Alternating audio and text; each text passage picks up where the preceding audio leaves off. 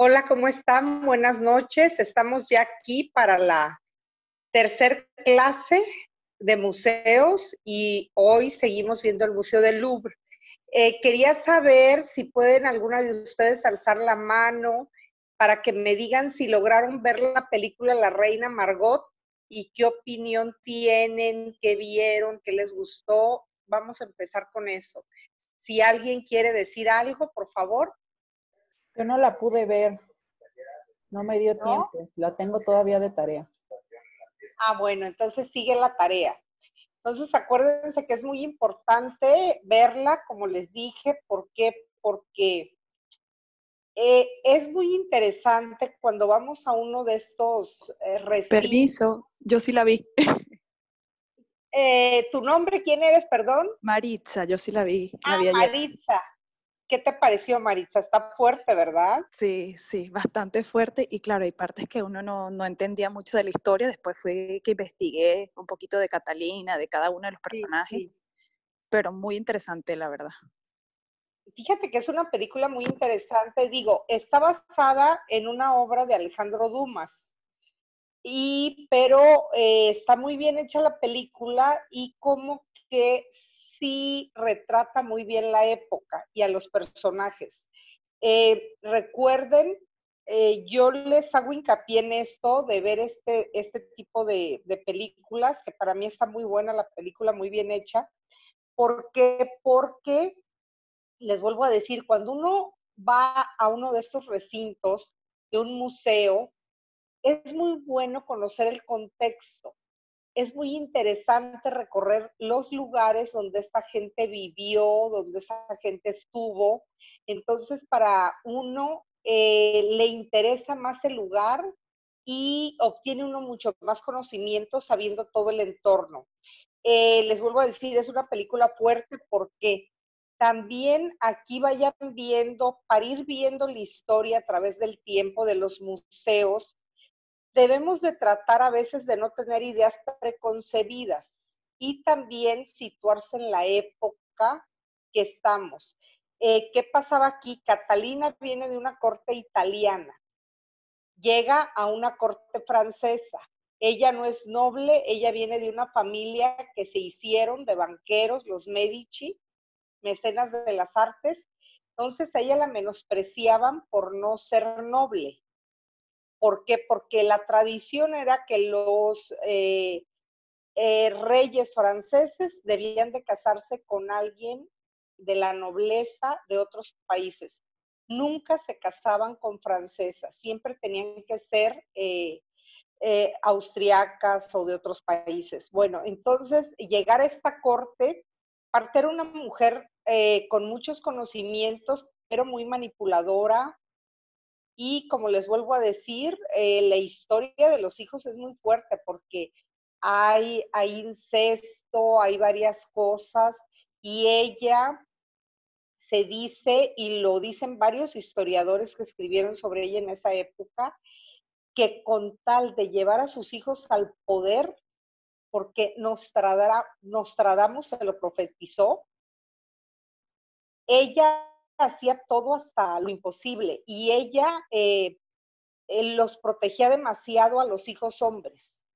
Entonces, había un hijo que era homosexual y se dice que ella lo dejó hacer una orgía que tuvo consecuencias, se habló de ella en toda Francia, y que ella, ese tipo de conductas, no de ser homosexual, no estoy hablando de eso, nada que ver, más bien de las orgías y de cómo dejaba que las mujeres de la corte fueran vestidas y todo por agradar al hijo y a los amigos de su hijo. O sea, era una madre muy consentidora. ¿Pero por qué? Porque todo tenía un fin, hacer llegar al poder, y lo logra, porque llegan al poder 4 de sus hijos. Entonces, debemos de saber todo el contexto para ver quiénes fueron los creadores de todos estos espacios, ¿no? Bueno, entonces arrancamos con el museo. Voy a ir para que ustedes se les vayan fijando las fechas y más o menos se les vayan fijando las épocas, voy a ir haciéndolo alternativamente. No vamos a ir exactamente por épocas, porque si no, uno ya no capta la atención. Si les pongo un bloque muy fuerte de las primeras civilizaciones, la verdad es un poco cansado. Entonces vamos a ir alternando. Lo primero que vamos a ir alternando ahorita es escultura y pintura. Entonces comenzamos. Les mandé imágenes. Si tienen acceso a ver la primera imagen, esta imagen ya se las había mandado creo que anteriormente. Entonces, esta imagen es una imagen muy interesante porque se llaman, para que ustedes sepan, cuando las vean en los museos, se llaman imágenes votivas. ¿Qué quiere decir? Que son imágenes para qué? Para estar en un altar, porque formaban parte de un culto. Bueno, esta se llama el intendente Evil Hill. Es de alabastro, ya se los había dicho la clase pasada, y es del tercer milenio antes de Cristo. Bueno, la escultura sumeria, esta también les voy a dar este dato porque es muy importante en los museos. Casi siempre en las fichas van a venir estos datos porque es como ellos nos van guiando a través de la historia. Esta escultura sumeria proviene de las excavaciones de Mari. Ahí se encontraron muchas de estas estatuas votivas. Hay muchas de este tamaño porque son realmente pequeñas, miden alrededor de 50 centímetros. Si ven ustedes, el cuerpo es demasiado corto en relación a la cabeza y pues nos recuerda la imagen un arte esencialmente hermoso. Esta es una ofrenda individual de un alto personaje. O sea, el personaje es del que estamos hablando. O sea, imagínense hace cuántos siglos y esta estatua tiene el nombre del personaje que lo dio su imagen como una figura votiva.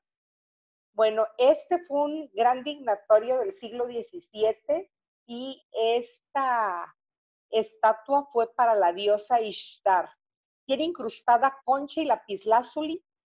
Les dije yo que en esta época, en toda esta región de Mesopotamia, se dice que era algo precioso los contrastes de luz que daban los edificios. ¿Por qué? Porque la mayoría de edificios estaban terminados, muchos en estas regiones, con lapislázuli y piedras semipreciosas. Entonces, imagínense, no había luz, pero cuando reflejaban los rayos del sol o las antorchas, pues era todo un espectáculo ver estos lugares. Bueno, esta escultura quiero que también vayan familiarizándose con este término porque lo vamos a ir viendo a través de los museos, y es que a estas figuras, cuando las vean ustedes, muy estáticas, muy como sin movimiento, muy rectas, muy horizontales, se les dice hieráticas, hieráticas. Pero esta figura, a pesar de que tiene está hecha de una manera hierática, su mirada es muy penetrante. ¿Por qué? Porque los ojos se los pusieron con lapislázuli. Entonces la figura realmente, sus ojos son muy penetrantes.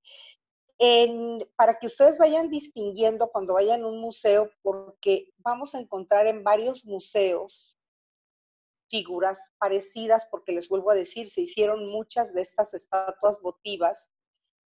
Lo interesante que es que todos tienen una mirada muy penetrante.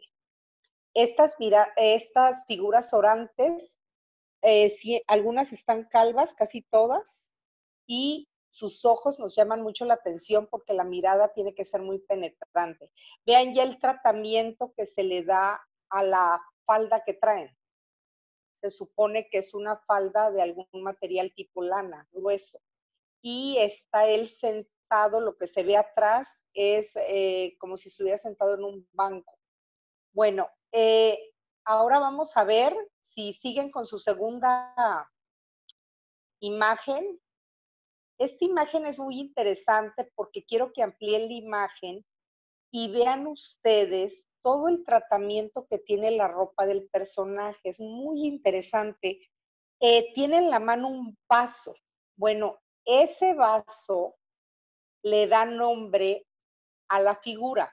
Este se llama Gudea con el vaso que emana. O sea, vaso que emana como que está manando algún tipo de líquido del vaso. ¿Ya vieron? Quiero que observen este detalle bien, porque son detalles que muchas veces en los museos, al ver tanto, no nos percatamos de detalles que son muy significativos para la estatua. Vean ustedes cómo está manando y atraviesa todo su brazo el líquido ese que está manando. Y la ropa tiene toda la escritura. Por lo general, ellos hacían en este tipo de figuras y ahí escribían pues el hecho histórico del gobernante. Bueno, en esa época de esta estatua, esta estatua es de calcita y se encontró en Lagash a finales del tercer milenio antes de Cristo. Estamos hablando, imagínense, de hace 5,000 años. 3,000 años antes de Cristo y 2,000 de nosotros, estamos hablando de 5,000 años, tiene esta estatua. Bueno, en esa época el país de Sumer había sido invadido por los semitas y los acadios y había muchas luchas con los pueblos de las montañas y aparece una nueva época donde reina un príncipe llamado Judea. La estatua representa a este príncipe y este príncipe fue muy importante y tuvo él a un gran constructor o gobernador en la región de Lagash.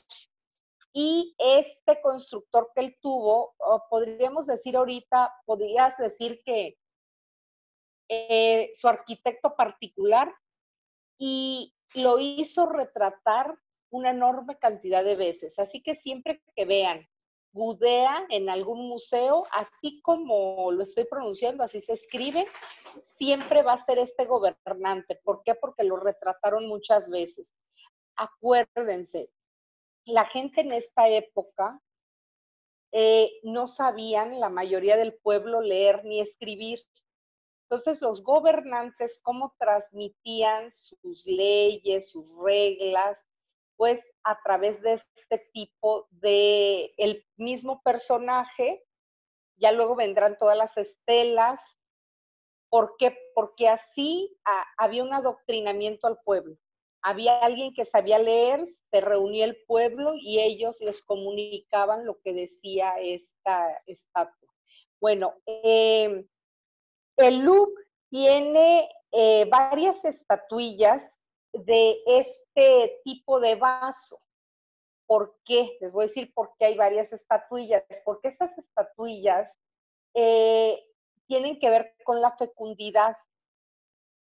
Es de la etapa nueva de Sumeria. Si van a ver ustedes, tiene gran diferencia con la primera que les enseñé.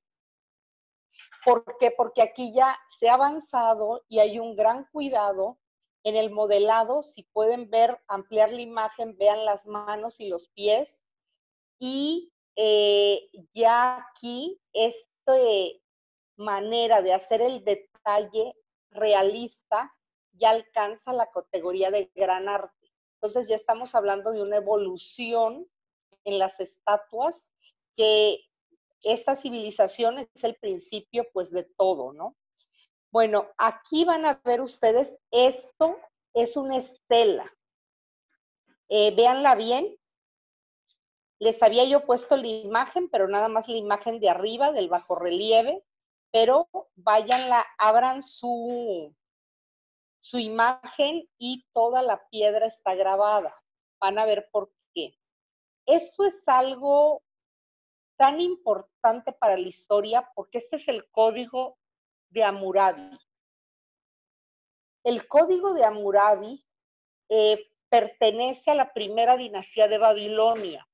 Recuerden, como ya les dije, estas civilizaciones son de origen semítico y él fue el más grande soberano de esta civilización. La estela mide 2 metros y es de basalto y tiene grabada una parte muy importante de las leyes. Si abren la imagen van a ver en la estela cómo está grabado y ahí van varias de las leyes de este códice. ¿Por qué? Porque Hammurabi o Hammurabi fue el primer legislador de la historia. Este código consta de 282 artículos y habla de derecho consuetudinario, habla de los estratos sociales, habla de las funciones que tenían los esclavos, habla de la mujer, habla de algo muy interesante que ya les había dicho a lo mejor, es que le concede a la mujer una personalidad jurídica, reconoce a la mujer con una personalidad jurídica. Y algo muy interesante para esta época, si la mujer quedaba viuda, podía seguir teniendo los bienes del esposo y administrarlos ella y tener el control. Entonces, el códice habla de todo, pues es de la vida diaria y es el primer legislador que existe en la historia. Entonces, imagínense lo que es, lo que representa para un museo tener esto que es, pues, algo, la historia representado en una estela, ¿no? Si ven ustedes la figura del rey, está vestida con una túnica muy parecida a la anterior estatua que les enseñé, la de Gudea. Y está tocado con un turbante, también eso van a ver en estas estatuas. O tienen la cabeza rapada o tienen este tipo de turbante, como un tipo rodete. Y también está en posición de orar. Si ven ustedes en la estela, en el bajorrelieve, está el rey. ¿Ya vieron? Está con un turbante y las manos las tiene en posición de orar. Una mano la tiene alzada ante el Dios de la justicia y el Dios de la justicia es el que está sentado en el trono y se cubre con una tiara de cuernos y unas llamas, si ven ustedes, brotan de sus hombros. La estela fue hallada en Susa, en Elam, y se debió haber llevado durante alguna expedición bélica. Yo creo que durante alguna guerra o algo, después de la guerra o antes de la guerra, ahí apareció esta estela. Bueno, vamos por si van viendo ustedes su siguiente imagen, si la tienen, vamos por, me habían preguntado ustedes, creo que en la clase pasada, este es Gilgamesh. Vean bien. Bueno, esta estatua es también muy importante. Este es de alabastro. Le dicen alabastro yesoso porque es una mezcla de esta piedra alabastro con yeso. Bueno, este es del siglo VIII antes de Cristo. Como yo les estoy diciendo, estos pueblos semitas pues están en toda esta región de Mesopotamia y cuando destruyen la ciudad de Nínive, ellos tienen todo un arte que tiene que ver mucho con la grandeza, con la guerra, con sus gobernantes. ¿Por qué? Porque ellos fueron reyes conquistadores, pero se preocuparon también mucho por la creación. Ya ellos, a pesar de que eran grandes conquistadores ya en esta época, se preocuparon también mucho por la arquitectura, por el arte. Ya nace todo lo que vamos a conocer nosotros de arte y lo que va a llegar hasta nuestros días, ¿no? Porque les vuelvo a decir, esta región de Mesopotamia realmente fueron fue la primer civilización que hubo, ¿no? Bueno, el león, si ven, el león estaba muy presente porque el león seguramente estaba en el entorno de ellos y el león ocupaba un lugar esencial en la vida y en la iconografía de los asirios. Este león tiene todo un lujo de detalles en los músculos, si lo pueden ver. Si abren su imagen, quiero que vean el león, cómo está también bellamente decorado. Él se ve como un gobernante fuerte. Acuérdense que sobre él se escribe algo que es también el primer relato épico de la historia. Él es el primer héroe épico. ¿Por qué? Porque cuando él ya se muere, hacen se llama la epopeya de Gilgamesh, y no crean que lo ponen como es un héroe, pero también que era muy cruel en las batallas. Entonces, es muy interesante todo este poema, habla de su mejor amigo. Si lo pueden leer, está como audio en YouTube, ¿eh? Ahí está todo la epopeya de Gilgamesh. Entonces vayan viendo las estatuas, cómo van evolucionando.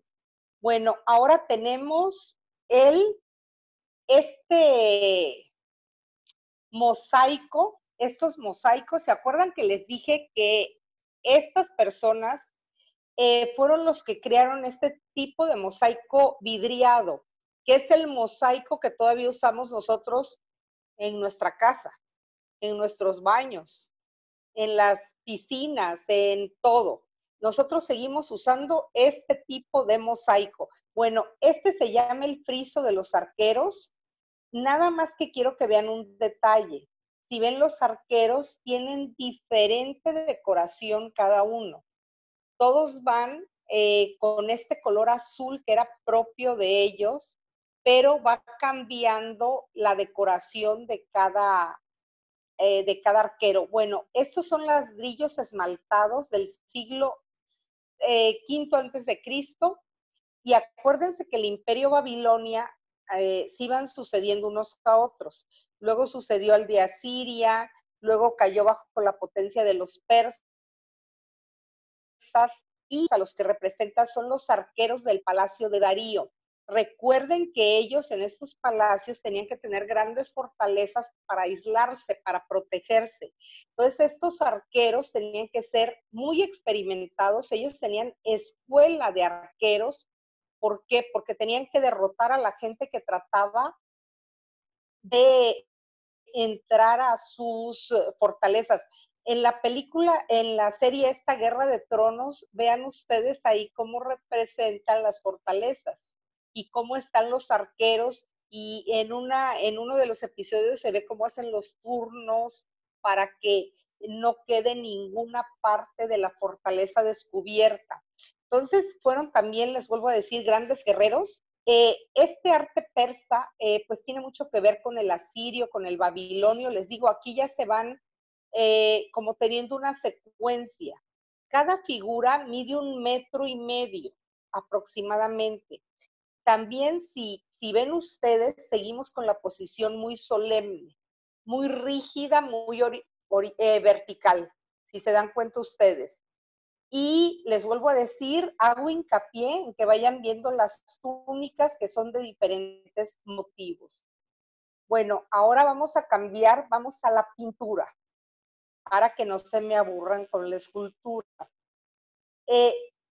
Lo que vamos a ver aquí, los periodos de la historia van evolucionando, pero ya, como les he repetido siempre, la historia no es lineal. Entonces nosotros, antes de que se creara la pintura como tal, pintura como la conocemos ahorita, lo que se hace de caballete, los que hacen murales, esa podríamos decir que ya es pintura, la pintura moderna.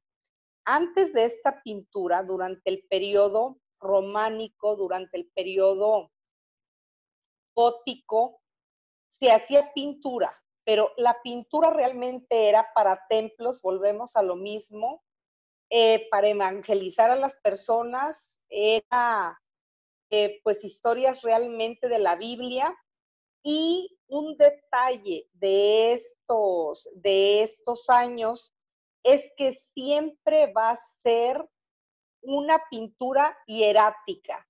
No van a tener movimiento, no van a tener expresión, lo que vean ustedes. Bueno, aquí en el Louvre es tan importante este museo que tenemos a los dos grandes maestros que inician la pintura moderna. Para nosotros los pintores, ver una obra de ellos no saben lo que significa para nosotros, porque estamos hablando los primeros. Antes de ellos era otro tipo de pintura. Miren, todavía Cimabue, el primero es Cimabue. Vean ustedes la pintura, son ángeles rodeando. Se llama esta obra, se llama Maestá, se llama la Virgen de los Ángeles. Muchos le dicen la Maestá o la Virgen de los Ángeles. El autor se llama Sheno Tipepo Cimabue. Aproximadamente es del siglo 1240 del año hacia 1302. La tabla esta es grande, mide 4.24 por 2.76. Aquí todavía en esta época no estamos hablando de lienzos, todo es sobre tabla. Lo que vean ustedes en los museos es impresionante porque ellos le daban un tratamiento a las tablas, a la madera, que se ha conservado muchos muy bien hasta nuestra época. Bueno, entonces este es un retablo. Véanlo ustedes, todavía Cimabue es el primero. Entonces todavía en Cimabue, vean ustedes las caras. Las caras son sin expresión. ¿Por qué? Porque aquí la iglesia va marcando lo que deben de pintar. Entonces la iglesia no quiere ninguna expresión. Todo esto se fijaba en los concilios vaticanos. No quieren expresión en las pinturas, pero les voy a decir por qué no quieren expresión. Porque ellos dicen que con expresiones el hombre, llevan al hombre a la lujuria. Entonces la iglesia marca todos estos cánones que deben de seguir. Entonces vean ustedes, les vuelvo a decir, este pintor es el primero, todavía es un pintor que estamos considerando gótico por la profusión de todo lo dorado que tiene. Si ven ustedes, hay mucho dorado todavía. Y este retablo se cree, pero no se sabía ciencia cierta, que proviene de una iglesia de Pisa, pero se dice que él lo realizó cuando estuvo en dicha ciudad en los últimos años de su vida. Pero es algo que se cree, no se tiene exactamente este dato. Si ven ustedes, vuelvo al término hierático, la composición es hierática y las figuras, si observan ustedes un detalle de la figura, me gustaría que fueran observando esos detalles.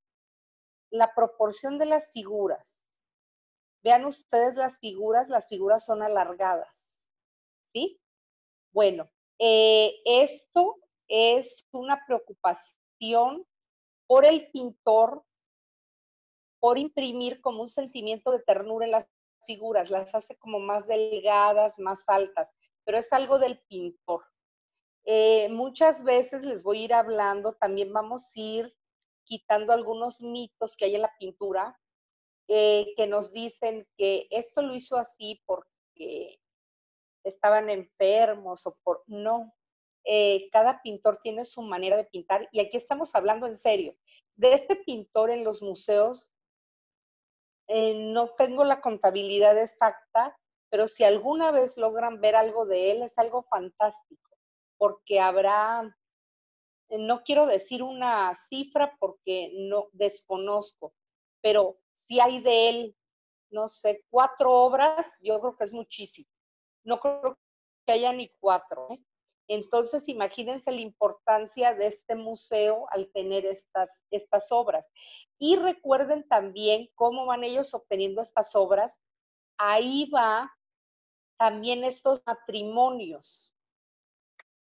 Catalina viene de Italia, viene de la cuna del arte, su familia son los grandes mecenas del arte a través de la historia y también eran una manera de los países al casar a sus reyes y todo, de obtener estas riquezas que tenían estas personas, porque esta gente, o sea, imagínense el poder que tenían los Medici, el poder que tenían los Medici, que para ellos trabajaba Leonardo, les hacía hasta sus cenas, veía hasta los uniformes que iban a llevar, igual Miguel Ángel estuvo con ellos algún tiempo.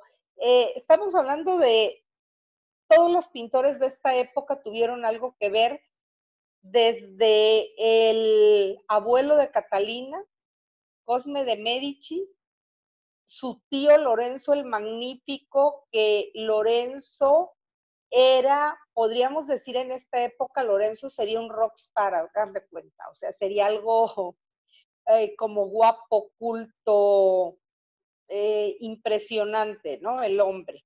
Creo que en la Galería de los Uffizi o en uno de sus palacios está la máscara mortuoria de Lorenzo el Magnífico. Acuérdense que les dije que el papá de Catalina es Lorenzo II, ¿sí? Lorenzo II también, cuando veamos los museos de Florencia, ahí está la tumba del papá de Catalina, hecha por Miguel Ángel. Entonces es gente que imagínense de quién estaba rodeada. Por eso les digo que quiero que vean esa película para que vean la importancia y que esta mujer realmente, a pesar de sus intrigas palaciegas y sus envenenamientos y todo lo que hizo, llevó a Francia a la modernidad, ¿no? Entonces es muy importante esto. Bueno, si ven la siguiente figura, quiero que la abran ustedes y van a ver ustedes abajo como otros cuadritos. ¿Sí ven ustedes abajo como otros cuadritos? Hay como 3 cuadritos abajo. La pueden abrir, hay 3 cuadritos pequeñitos. Bueno, ¿de qué estamos hablando aquí? Este ya es el pintor. Cimabue fue maestro de Giotto. Hay una leyenda que dice que un día, son leyendas, no sabemos si es verdad o mentira, que un día Cimabue iba por un camino y de repente vio un niñito con unas ovejitas, a un niñito. Entonces vio que el niñito con una piedra, como una manera de tiza o un carbón, estaba dibujando en una piedra una ovejita. Pero cuando él se acercó y vio la oveja, no lo podía creer lo que había hecho este niñito que veía ahí. Y dice la historia que así él se dedicó a ser mentor desde niño. Este niño para nosotros que amamos la pintura es como, ¿qué les puedo decir? Ver una obra de él es como algo irreal. Este pintor también hay poquísima obra de él en el mundo. O sea, los museos que tengan una obra de este pintor es algo, son cosas invaluables. Y este pintor se llama Giotto. Giotto. Giotto vivió, bueno, esta obra la hizo como aproximadamente, yo creo que en el, ahorita les voy a decir, cuando hizo los frescos de Asís, él hace unos frescos en la iglesia de Asís y él vivió como de 1266 a 1337. Este es un retablo que él dedica a San Francisco. Si ven abajito ustedes, eso se llama predela, lo que viene abajo, ¿sí? Bueno, aquí Giotto es el primer pintor en el mundo que ya estamos hablando de una perspectiva. Si ven ustedes, todavía la perspectiva no es como la conocemos, ya después otros pintores logran una perspectiva perfecta. Aquí estamos hablando de esta obra ya de Giotto, ya entra en el Renacimiento, nada más que es el proto-renacimiento, es el principio, están haciendo el Renacimiento. Entonces, ya hay perspectivas, si ven ustedes, hay una montañita, los árboles se ven más pequeños, las casitas, y todo lo de abajo, si ven ustedes, es San Francisco, ven unas aves pequeñitas en la parte de abajo. En la primera es San Francisco, vean ustedes cómo tiene las manos San Francisco, porque está recibiendo los estigmas. Y el de abajo, hay uno pequeñito donde hay unas aves. Ese momento de San Francisco se llama la predicación de las aves. Aquí que estamos viendo, aquí con Giotto nace ya la pintura que nosotros conocemos a través del tiempo. Él es el primero que hizo ya lo que es la pintura. Él ya sentó las bases para lo que va a ser la pintura. Entonces aquí, ¿qué les llamó la atención a la gente en esta época? Que pues era un tratado nuevo. Ellos lo único que conocían era la Virgen sentada, los ángeles alrededor, muchos dorados, y ya es un tratamiento nuevo que se le está dando a la pintura. Entonces, Giotto, les vuelvo a decir, para nosotros pues es un pintor pues de culto, ¿no?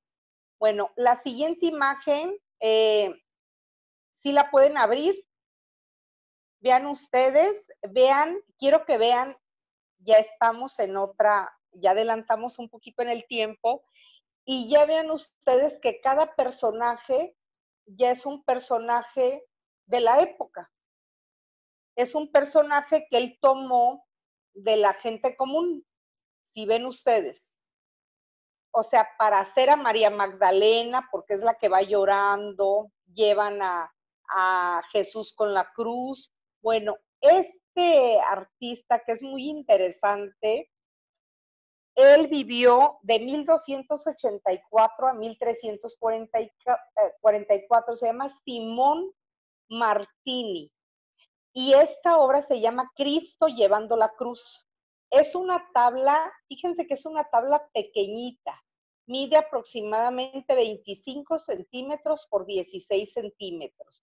No es una tabla grande, pero vean ustedes todos los personajes que logró en ese pequeño espacio y que nos da esa sensación ya de profundidad. Aquí ya estamos viendo perspectiva también. Él tuvo una estancia en la corte de los papas en Aviñón. Ahí pintó Simón esta obra. Esta obra es parte de un políptico. El conjunto fue dispersado. Miren, cuando vayan a un museo, cuando se trata de polípticos, por lo general no están juntos, porque en alguna guerra, en algo que se pelearon unos con otros, se los van pagando con esto, dividiendo y no se encuentran todos juntos. Pero lo que van a ver ustedes en el museo es que hacen en una pared, bueno, donde va a exhibirse esta obra, y pintan, no pintan con la obra, dejan los espacios de lo que formaba el políptico y ponen la obra en su espacio que sería. Hagan de cuenta, la primera se encuentra en Florencia, dejan ese espacio en negro, podríamos decir. La segunda se encuentra en Alemania, dejan ese espacio en negro. La tercera es la que estamos viendo, ahí va la obra. O ponen la obra y nos hacen como el mapita de la construcción del políptico aunque no esté ahí, ¿sí? Pero siempre vamos a ver la obra original y vamos a ver de cuántas piezas constaba en los museos. Siempre fíjense en eso. Cuando son polípticos, por lo general, les vuelvo a decir, no están todos juntos. Bueno, este es un trabajo, si lo ven bien ustedes, muy parecido a una miniatura. Aquí va otra cosa. ¿Por qué muy parecido a una miniatura? Porque estos pintores están descubriendo la pintura. Entonces ellos también vienen de una tradición que es la tradición de ilustrar libros. La ilustración de libros era algo en esa época sumamente apreciado. Les vuelvo a decir, había ya en esta época, tal vez más adelante, ya aparecen las mujeres como ilustradoras, pero casi no sabemos ni los nombres ni nada. Uno de los museos, el cual he tenido la oportunidad de ir y que me impresionó la cantidad de estos libros que tiene, es el Museo Getty en Los Ángeles. Hay dos museos Getty. Estoy hablando del que está en la montaña, en la parte de arriba. Subes con un tipo de trenecito que te lleva arriba y es un museo muy moderno del cual cuando hablemos de ese museo, para mí es uno de los museos más impresionantes que he visto por el tipo de construcción que tiene. Y ahí ellos tienen estos libros que son, les vuelvo a decir, también invaluables porque esos libros se hacían a mano, cada libro, y los libros los tienen conservados de una manera impresionante. Entonces, ahí digo, exentando, por ejemplo, el Vaticano y que tienen todas una serie de estos libros, pero en ese museo he visto, en serio, una gran cantidad de estos libros. Bueno, entonces vean la imagen si la vamos a ver, quiero que se vuelvan también críticos de arte. Si ven la imagen, pues la perspectiva todavía no está perfectamente lograda. ¿Por qué? Porque estamos viendo, los de arriba están como más grandes, los de abajo, si ven ustedes, las proporciones son diferentes, no tenemos como una misma proporción. Si ven ustedes el castillo, todavía el castillo está, aunque vemos ya profundidad, vemos arcos, pero todavía la perspectiva es una perspectiva que todavía no es totalmente lograda. Bueno, vamos a ver ahora. Ah, este políptico es muy interesante también porque estaba hecho para la familia Orsini. La familia Orsini también fueron italianos, gente con muchísimo dinero y algunos Orsini, si no recuerdo mal, tuvieron papas en su familia. Bueno, y este era un pequeño altar portátil. Estaba consagrado a la Virgen de Cristo. Ustedes lo llevaban ellos, yo supongo que en su palacio, o lo llevaban a algunas iglesias y lo volvían a desarmar y se lo volvían a llevar. Bueno, la próxima imagen que tenemos, si la quieren ver, esta imagen en serio, verla es impresionante.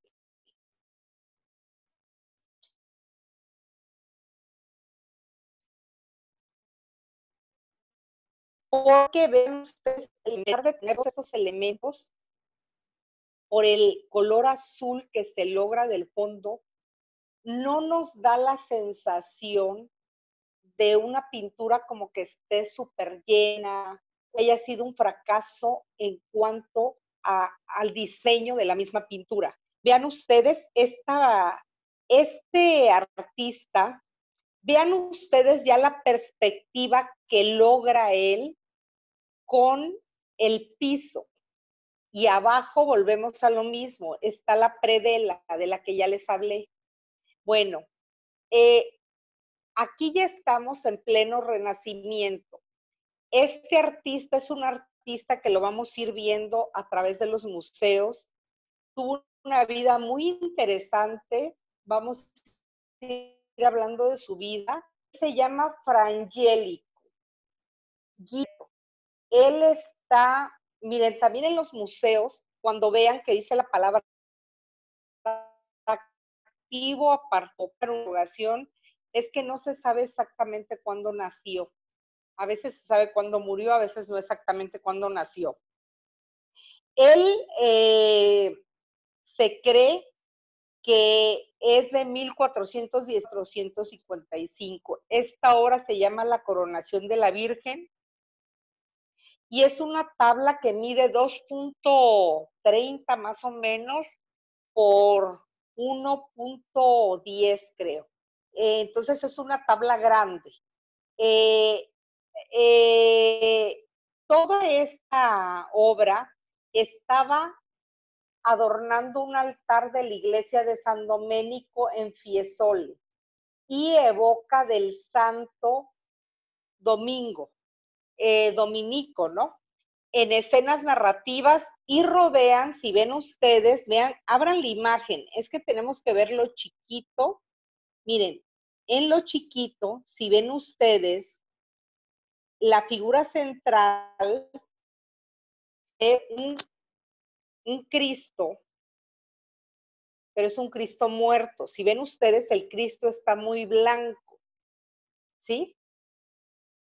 Eso también tienen que ir notando en cada escena de cada obra, estas diferencias sutiles que hay para viendo de qué hablamos. Los que viven en la Ciudad de México, en el Castillo de Chapultepec, hay obra muy interesante. Hay obra de una tradición de la colonia cuando retrataban a los niños que morían. Papás, acuérdense que en esa época la mortandad de niños era muy alta. Entonces los pobres papás, la pobre familia, querían tener una constancia de que el niño había nacido. Entonces retrataban al niño como si estuviera el niño vivo con sus juguetes, su ropita, pero dense cuenta de un detalle. Siempre el niño va a estar más pálido.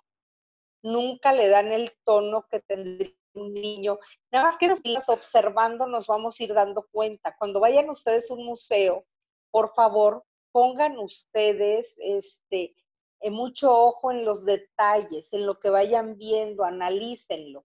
¿Por qué? Porque todas estas obras, por ejemplo, esta de Frangélico, pues nos hablan, aunque sea una escena de la coronación de la Virgen, pero la construcción está construida, este retablo, como si fuera un trono de una reina, todo con madera. Las columnas que van a ver ahí, vean ustedes las columnas, tienen unas columnas que van así, si ven al lado de la reina, de la Virgen, está las dos columnas. Esas columnas, siempre que las vean así, en el barroco, estas columnas se van a usar muchísimo, se llaman columnas salomónicas. Bueno, entonces, este padre Doménico es el que decoró San Marcos más adelante, decoró más tarde San Marcos. La vida de Frangélico fue un tanto rara porque a él creo que pierde a sus padres, se cría en un orfanato, creo que lo entregan a unos monjes y se le dice fra porque él era un fraile y abandona los hábitos a los 16 años. Cuando él abandona los hábitos, se huye de la ciudad donde vivía. Él ya tenía mucho gusto por pintar, pintaba muy bien, pero se huye en un barco porque él quiere llegar a otra ciudad y al ir en ese barco con otros jóvenes como él lo atrapan unos moros, podríamos decir como piratas, se lo llevan y lo hacen esclavo. En esta etapa él logra escapar, él logra trabajar y por su trabajo entra a hacer grandes obras de los gobernantes de esa época. Él tenía una narrativa como muy poética y se veía la espiritualidad, pues él estudió muchos años para fraile, pero también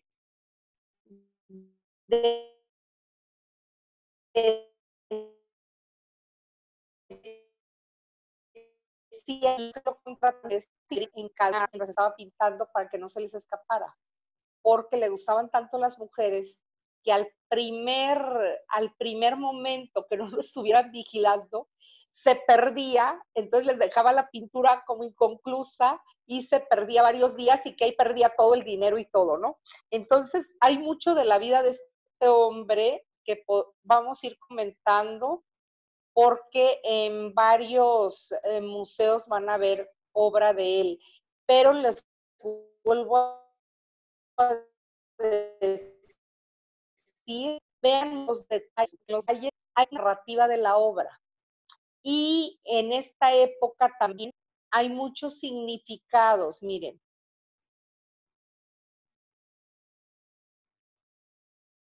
Por lo general, este tipo de obra, gremio de artesanos de la madera, el gremio de tejedores, el gremio de los que teñían los hilos. Entonces, todos estos gremios, cada uno, por lo bien que les iba o los trabajos que recibían, ellos hacían una ofrenda a su iglesia, ya les había dicho. Entonces, todos estos retablos, por lo general, son ofrendas. Y si ven los personajes que hay ahí, son personajes de la época. Era de su ciudad seguramente. Si ven ustedes, en la parte de abajo hay una mujer de azul viendo hacia el frente, en la parte de abajo. Por lo general, las figuras que estaban en esa parte es la persona que encargaba estos trabajos. Entonces vemos al lado de ella otras mujeres con para mí es como una rueca como de hilado o algo así, vean, es como una rueda. Entonces podía tener que ver con ese gremio. Y si ven, cada uno de los personajes es una persona individual. Entonces nos están hablando, es como si ahorita retrataran a nuestro presidente, a los diputados, a los senadores, a todas las personas que son figuras públicas. Entonces, de esto nos hablan todas estas figuras.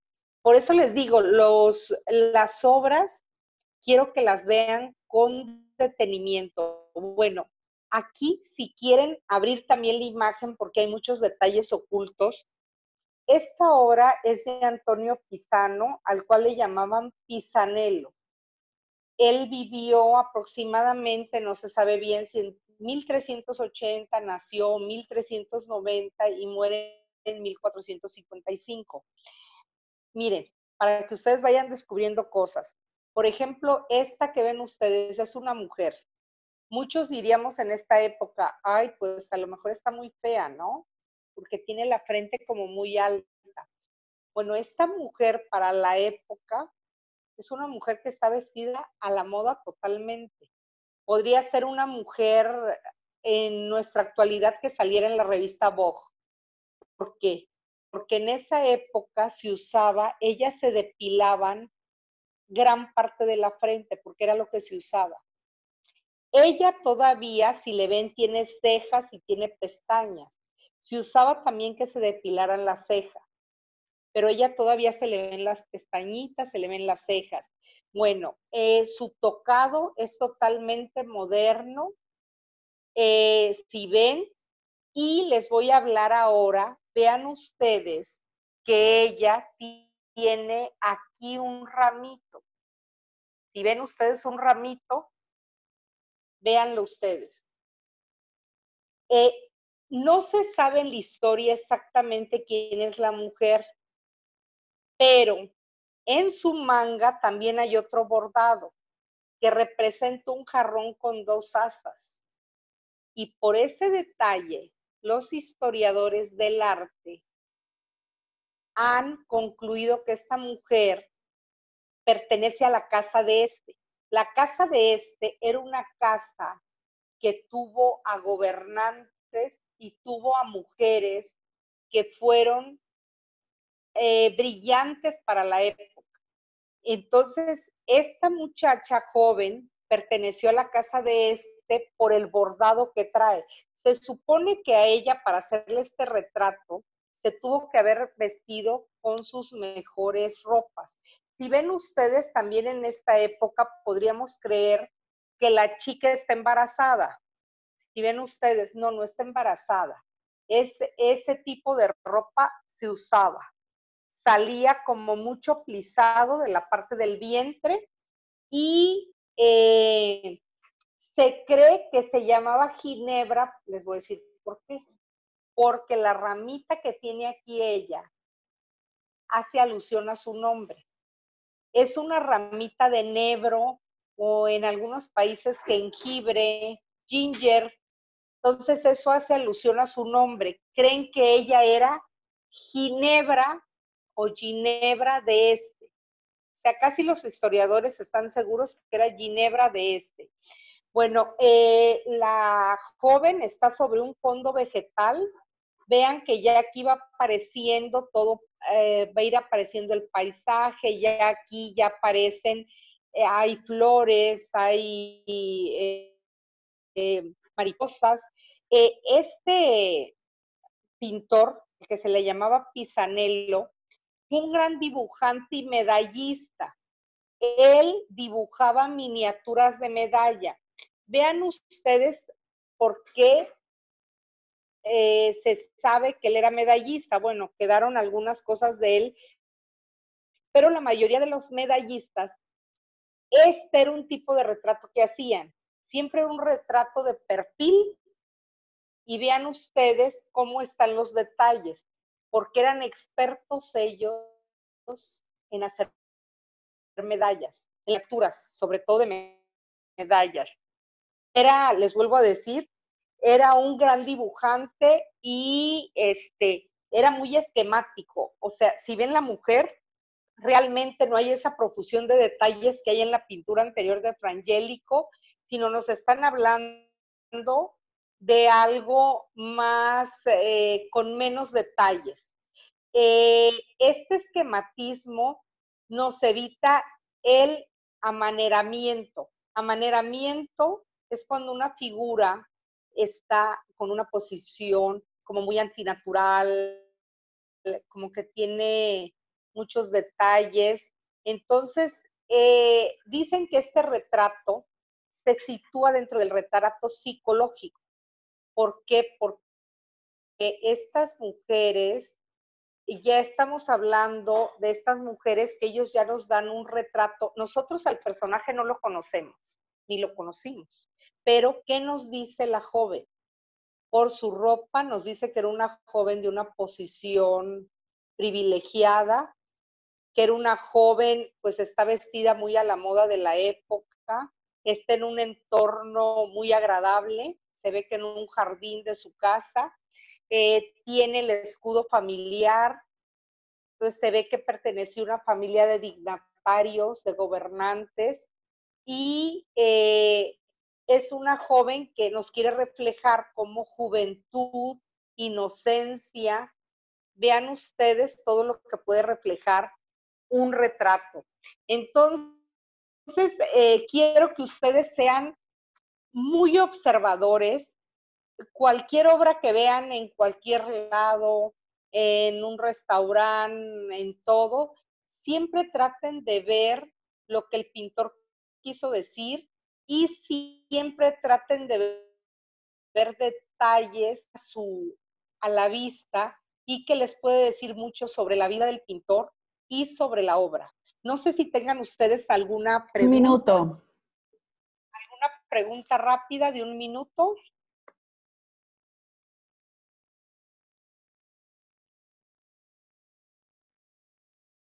Ana, buenas noches. Gracias Hola. Esta última obra que acabamos de ver de la chica joven, ¿en qué museo está? Todo esto que les di ahorita es del Museo del Louvre. Todo es del Museo del Louvre. La siguiente semana vamos a seguir viendo obra del Louvre y ya les traigo para la próxima semana. No las quise aburrir, más bien me fui como por fechas, pero ya la próxima semana ya tenemos grandes, estas también para mí son súper importantes, pero les tenemos a lo mejor obras que ustedes me mencionaron que son más conocidas. Para la próxima semana ya vamos a ver obras como La Victoria de Samotracia, La Venus de Milo, vamos a ver en Tura, vamos a ver a Andrea Manteña, a Sandro Botticelli, vamos a ver ya otro tipo de obras, ¿sí? Pero comencé con obras muy importantes que hay y pintores que creo que deben de conocer para ir a un museo y no se queden nada más con lo que esto sale en todos lados, las revistas, sino que tengan como un amplio criterio al ir a un museo, ¿sí? Entonces, Ana, gracias por su atención. una pregunta. Sí. Oye, ¿cuáles eran los pigmentos que usaban para el azul y el rojo?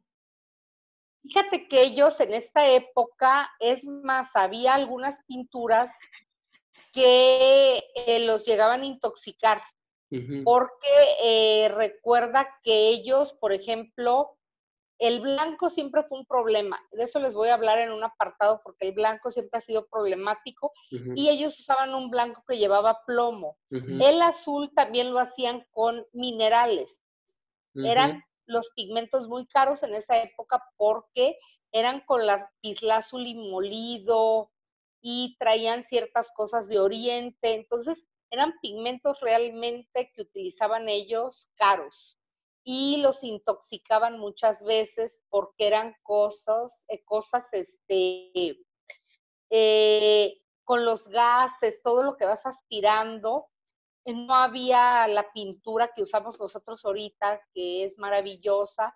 El óleo, por ejemplo, nuestro óleo, todavía yo, más joven, todavía quedaba el óleo que tenía demasiado plomo. Ahorita ya prácticamente ya no se usa. Es más, ha habido pintores en México, un pintor, bueno, me contó su esposa, que se murió por todo el plomo que tenía, que fue adquiriendo con el tiempo, ¿no? Entonces, ellos para pintar sí manejaban metales, o sea, había cosas con metales y piedras, que pues esa era su constitución. Pero vamos a hablar con detenimiento porque el Renacimiento es muy rico en pigmentos. Ellos son grandes innovadores y crean muchas cosas. Y vamos a hablar mucho de eso porque ya les traigo en la próxima ya pintura, pues ya que ellos ya rompen con la perspectiva, rompen con todo, ¿no? De las imágenes que mandaste, que faltó de ver una, podemos iniciar la próxima clase con esa última foto y ya retomar lo demás. Si me dicen cuál es la que faltó. La última, que sale como un hombre como cabalgando. No, pero esa sí, se las mandé, perdón, equivocadamente. Él es Paolo Uccello y sobre él vamos a hablar porque sus figuras, verlas son impresionantes. Entonces vamos a hablar en la próxima clase de él. La mandé, se me fue pero es para la próxima clase. Okay. Con él ¿Alguna otra pregunta? ¿Alguna otra pregunta que tengan?